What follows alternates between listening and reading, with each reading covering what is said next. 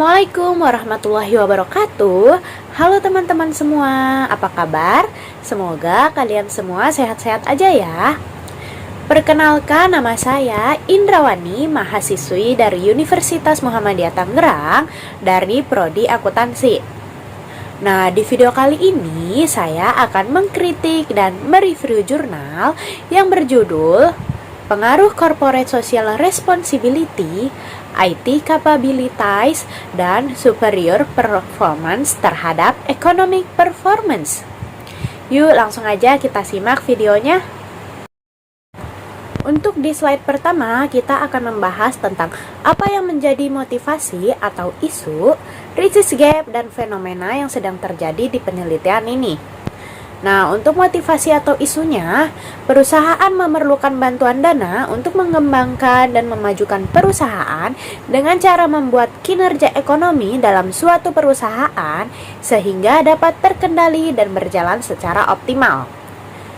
Untuk research gap-nya, Malvin dan Wijaya pada 2016 mengungkapkan bahwa berpengaruh positif terhadap economic performance. Untuk Alanita dan Suaryana pada tahun 2014, IT Capabilities berpengaruh positif terhadap economic performance.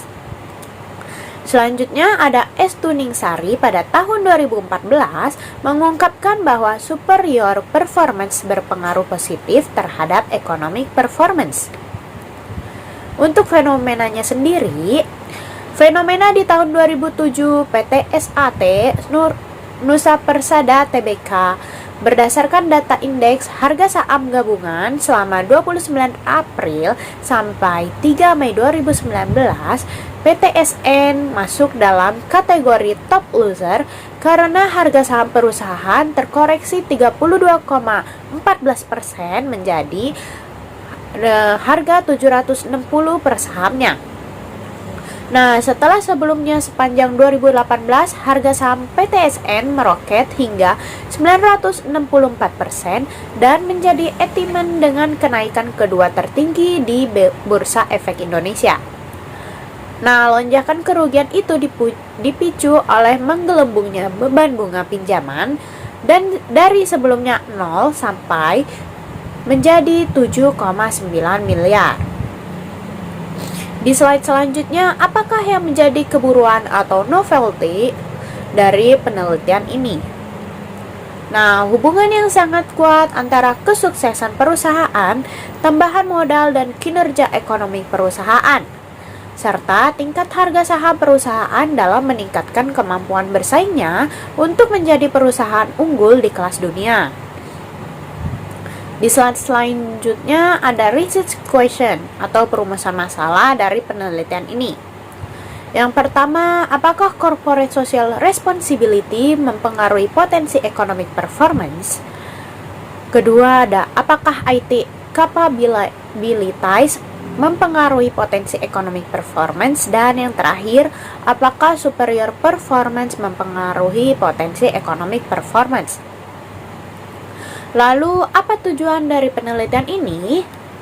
Nah, tujuan untuk penelitian ini yaitu untuk mengetahui hubungan corporate social responsibility mempengaruhi potensi economic performance, untuk mengetahui apakah IT capabilities mempengaruhi potensi economic performance, dan yang terakhir untuk mengetahui apakah superior performance mempengaruhi potensi economic performance.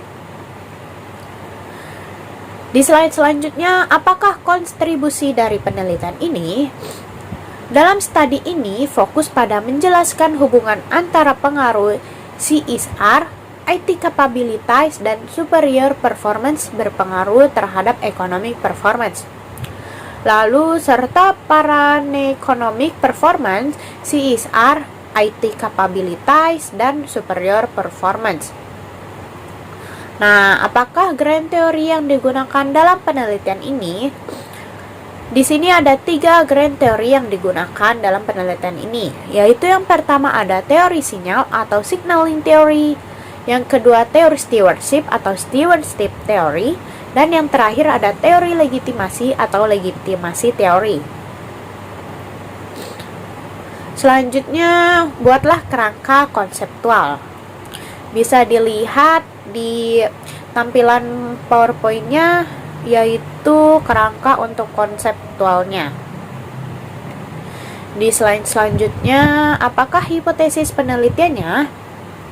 Yang pertama ada H1. Corporate Social Responsibility berpengaruh positif terhadap economic performance. H2. IT Capabilities berpengaruh positif terhadap economic performance. H3. Superior Performance berpengaruh positif terhadap economic performance. Dan yang terakhir, apakah simpulan, keterbatasan, dan implikasi dari penelitiannya? Nah, tujuan dalam penelitian ini adalah untuk menguji berpengaruh corporate social responsibility, IT capabilities, dan superior performance terhadap economic performance.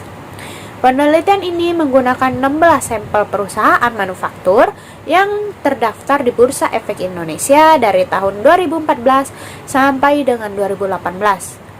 Berdasarkan hasil analisis dan pembahasan yang telah dilakukan menggunakan regresi data panel. Nah, sekian dari saya untuk review dan kritik dari jurnal yang saya sebutkan dari tadi. Nah, kurang lebihnya mohon maaf. Wassalamualaikum warahmatullahi wabarakatuh.